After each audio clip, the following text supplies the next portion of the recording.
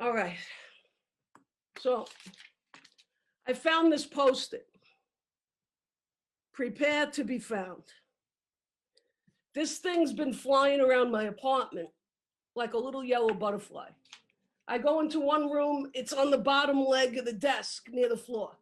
I go into another room, it's sticking on the leg of the lamp on the table. I go into the other room, not like there's so many rooms here. Yeah, I'm sounding like there's 20 rooms. I go into the other room, my mother would say the East Wing, and it's stuck to her picture up on the altar.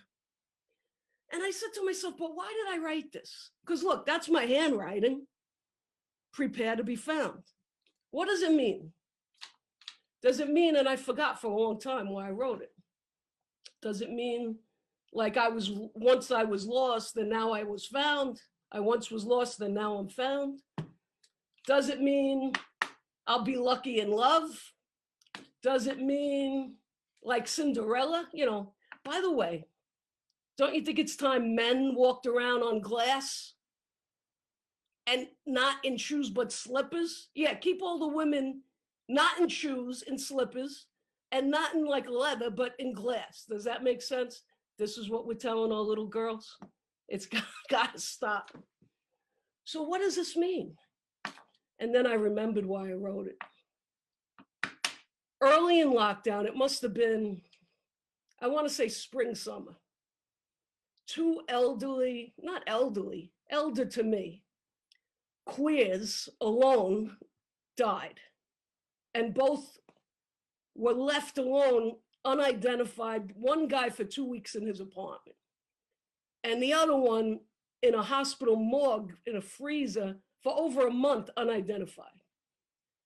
And this is what could happen to elder, queer artists living alone. I mean, who's going to check on you every day to make sure you're breathing? So when this happened, I did a few things.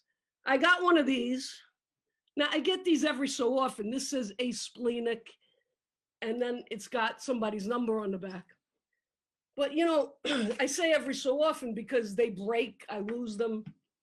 When you put somebody's number on your medical ID, you all of a sudden become like a life insurance agent. You think, is this person lucky? What's the chances they're going to outlive me? Are they distracted or focused? Do they text while they drive? How lucky are they? But you got to put someone's number there. Now, the next thing I did, I wrote this note. Now, I write notes on paper plates. I don't know. My mother and I always did this. So this is page 1. Dear so-and-so, if you find me, thank you. Don't panic. I did the best I could do in life. I'm happy to die at home. That's a blessing. Please don't over-examine the objects that live around me. It's very important. Third paper plate. Donate what you can. Throw the rest away so people can pick what they want out of the trash.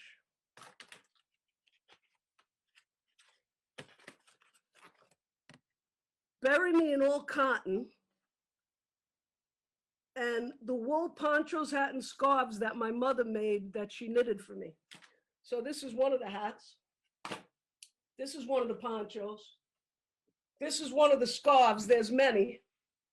And probably some of you out there are gonna, live long after me. So remember these words. Just put me in my mother's wool. The next thing I did was I went in the linen closet because my grandmother used to fold all the sheets and all the towels, all the same widths, which ain't easy because, fitted sheets. I mean, I don't even know how you fold these things. She used to iron them like the old timers did. All the same widths, and she would tie pink ribbons. And then when company would come over, she'd say, come look. And she'd show off the towels and the tablecloths with pride. I'm not going that far, but I do realize that to her, the bed and the table, these were the pillars. These were the altars covered in lace of La Familia, of the family. So every night I look around and I prepare things in case I'm found. Because, you know, people, they come into your apartment, they look in your medicine cabinet, they look in your notebooks, and they come to all the wrong conclusions. I'll give you a case in point. You know, and what would someone think if they walked in here? I mean, I got this corner set up like this is my bedroom, but I got it set up like a street corner because I can't go outside. So I've been wanting to feel like I'm outside. So I got traffic lights, I got a don't walk sign. Then in the other room, I got a cave. First, I built the cave for like audio to do this podcast. So I got blankets hanging over like a lean-to. But then I realized I feel freer and safer inside the cave than I do in the apartment. So if you came in here to say, like, is this lady okay? You'd see this corner set up the traffic lights where the bed should be. You'd see that cave where I feel free staying inside, blankets hanging over. You'd say, but what is she doing in here? Then I got a little stage set, an axe that looks like it's bloodied next to the rocking chair. And there's a sign for when I go into the play to remind me how to breathe for the scene. So it says, breathe hard, you chopped her up. So I'm thinking to myself, if someone walked in here, what are they going to conclude? Now, I got this friend. She gives me things like a big sister. Like one day, and all kinds of things. So like one day she says to me, she says, you know, in the 60s, I lived in the West Village and my husband went down in the subway and he stole a token booth. Would you like it? So I said, sure, yeah, that sounds great. Bring it on up. You know, so then during lockdown, she sends me this frying pan. It's cast iron. This thing's big as a sewer cap. If the country falls apart, I take this pan, I could build a fire and survive forget about it. This pan will outlast all of us. This is built for an outdoor fire. This thing, I mean, it's heavy, so I can't really lift it. So I leave it in the bottom of the oven, and then I just throw stuff in there, like chop an eggplant, throw it in there. So she sent me at the beginning of lockdown, this is how I know time, how much time is passing. You know, like a prigioniera, like a prisoner, what will they do? They'll mark the walls, like a hash mark or a ladder, something to keep time. So she sent me a case of linguine, 18 pounds. And at the beginning I said, where am I gonna put all this? How am I gonna eat all this? And now I'm down to 4 pounds. So I know how much time is passing. So one day she calls, she says, Annie, I'm cleaning out my son's liquor cabinet. And she says, he's got all these expensive liquors, like scotch, bourbon, port, all kinds of stuff. She says, in each bottle, there's only about this much, you know, an inch or two. But it's a shame to throw it away because they're imported expensive liquor. She said, now, when you roast the chicken in the pan, throw in a shot of bourbon. I said, all right, bring it up. Now, I usually don't cook that way, but I'm thinking, you know, when I was in Louisville, absolutely everything you ordered, like a side of spinach, came soaked in bourbon, bacon, and butter. Everything. Cup of coffee, bourbon, bacon, butter. Piece of bread, bourbon, bacon, butter. So I said, all right, bring it up. You know, I'll do what you say.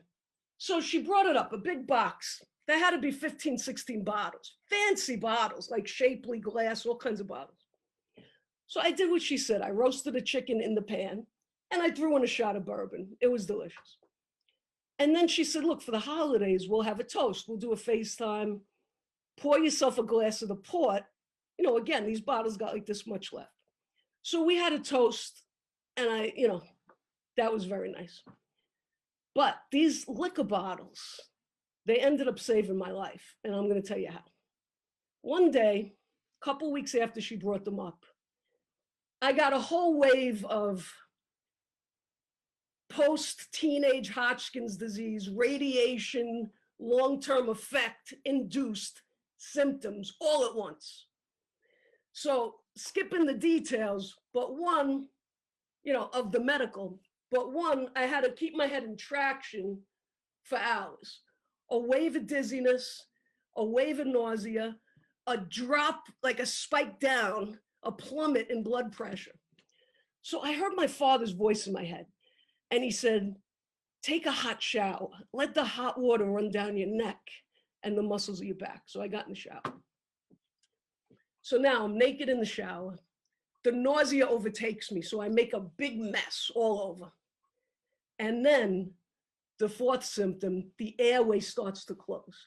Now, sometimes it just goes snap, and that's it. And sometimes it's like, it lets you know it's closing. So I said to myself in the shower, I coached myself. I said, Annie, keep your airway open. So I'm going, and I'm combing it here.